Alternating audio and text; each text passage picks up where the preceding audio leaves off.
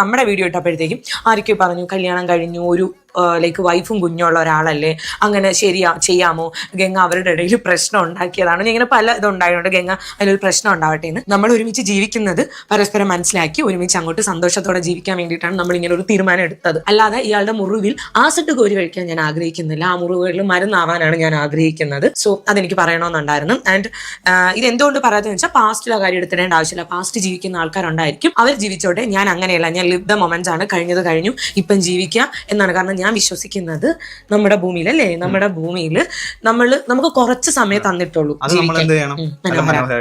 ആണ്. നമ്മൾ എത്രത്തോളം മനോഹരാക്കാൻ പറ്റും അത്രയും മനോഹരാക്കണം. ഞാൻ ആരുടെയൊക്കെ ജീവിതം നശിപ്പിച്ചു എന്നുള്ള കമന്റ് ഞാൻ കണ്ടു. ഞാൻ ഒരു കാര്യം ഞാൻ പറയാം. ഫസ്റ്റ് ഓഫ് ഓൾ എന്റെ ഫാമിലി, എന്റെ ഗ്ലാമി ഗംഗ എന്ന് പറഞ്ഞ ഫാമിലി എന്ന് പറഞ്ഞാൽ ഞാൻ സത്യം പറയാം, എന്റെ ഭയങ്കര ക്വാളിറ്റി ഉള്ള സബ്ബാണ് എന്റെ സബ് എന്ന് പറഞ്ഞാൽ എന്റെ ഫാമിലി മെമ്പേഴ്സ്. കാരണം അവരുടെ കമന്റ് വളരെ അവരുടെ തന്നെ ഒറിജിനൽ അക്കൗണ്ട്